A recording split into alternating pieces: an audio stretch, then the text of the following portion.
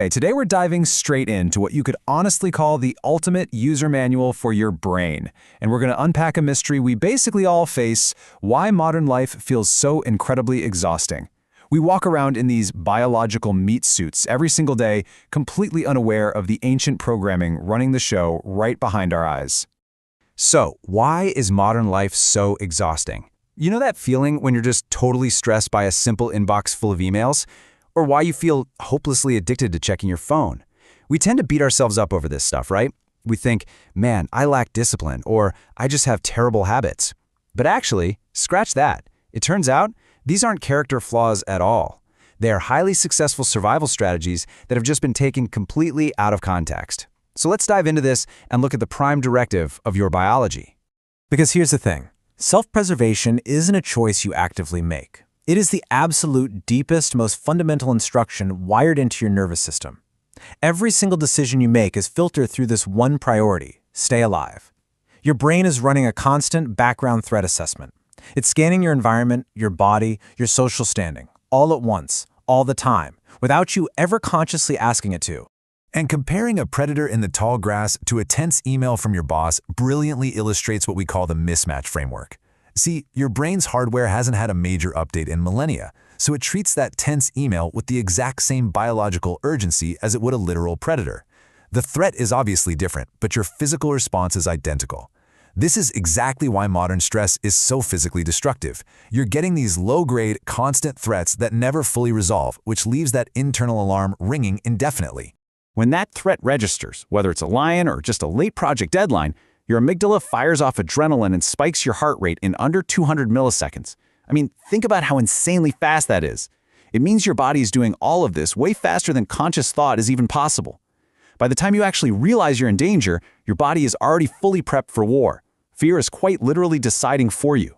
And once that alarm sounds, your brain automatically picks one of these three steps, based on the threat and your past experiences: fight, flight, or freeze. You'll fight if escape seems impossible. You'll flee if it's a viable option. Or you'll freeze, because historically, standing perfectly still basically meant invisibility to predators. Now, consider how this applies today. When you freeze up during public speaking, your amygdala doesn't know you're just at a corporate offsite. It just sees a threat and it fires the only ancient protocol it knows.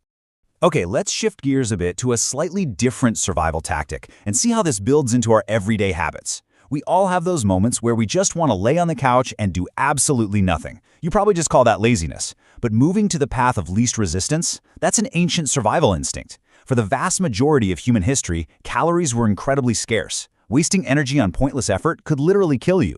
So the next time you're feeling guilty about being glued to the couch, just remember, what you call laziness, your brain calls an evolutionary masterclass in energy conservation. Now, another fascinating piece of this ancient software is how your brain processes information. You are built to detect patterns. In fact, you're so good at it that you suffer from apophenia, which is when you find patterns that don't actually exist.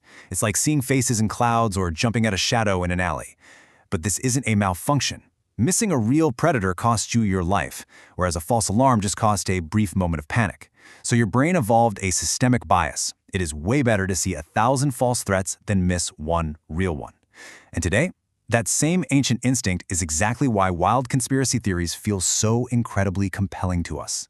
But what happens when this anciently calibrated brain crashes into modern abundance?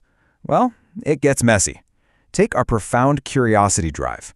Your brain literally rewards you with a hit of dopamine just for seeking out new information. Not for using it, not for acting on it, just for finding it. Historically, knowing where the water was or what the neighboring tribe was up to had direct survival value. That dopamine hit? It's also powerfully triggered when you are exposed to new faces. In a prehistoric landscape, new faces meant new opportunities or new threats. Your brain evolved to reward you just for taking notice. It's a primal mechanism of novelty seeking, pushing you to explore and adapt. In the ancient world, the people who sought out the new survived and gathered more resources. Now tie all of that together. This exact same drive for new information, new faces, and new experiences is what keeps you endlessly scrolling through a feed. You aren't lacking willpower. Your novelty-seeking instinct is simply being hijacked. You are running an ancient exploration program inside digital environments that were specifically built by engineers to manufacture unpredictability and exploit your biology. And it's a similar story with the drives that keep our bodies fueled. You probably think you eat because you consciously decide to, but actually, your hunger is controlled by a cascade of hormones like ghrelin and leptin.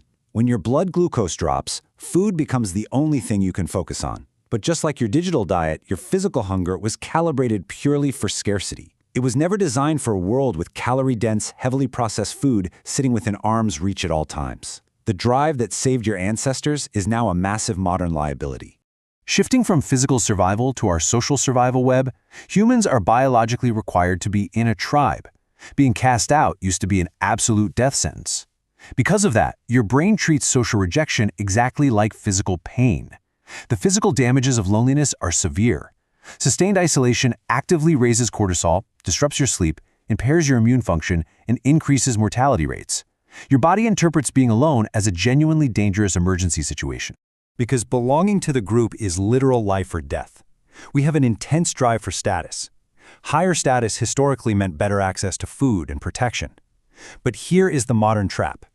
You are no longer comparing yourself to a small village of maybe 150 people, where you might reasonably be the best hunter or the best storyteller. Today, you're navigating infinite, globally visible hierarchies on social media. Your ancient comparison mechanism is being bombarded with billions of data points showing you the most successful and attractive people on Earth, 24/7. It was never designed to handle that scale of competition. And to defend whatever status and resources you do manage to acquire, your brain utilizes something called the endowment effect. This right here is the root of our deep territoriality. Have you ever felt that intense, totally irrational rage when a coworker uses your favorite mug or someone takes your unassigned parking spot? The moment something becomes yours, your brain reclassifies it, and losing it feels worse than never having it in the first place. You generate a disproportionate territorial response just to protect your boundaries. This instinct for boundary protection extends heavily into our social contracts too. Consider a famous behavioral experiment called the ultimatum game. It perfectly captures our deeply ingrained fairness instinct. In this game, if someone offers you a totally unfair split of free money, rational economics says you should obviously accept it because some money is better than no money. But actually, humans will reject unfair splits. We will literally sacrifice our own money just to punish the other person. Why? Because our survival depended on cooperative groups outcompeting non-cooperative ones. Freeloaders had to be punished for the tribe to survive. To maintain that critical group cohesion, your brain uses mirror neurons. These are cells that activate not just when you do something, but when you watch someone else do it. It means you are constantly and unconsciously mimicking the speech patterns, postures, and emotional states of the people around you to build rapport and trust.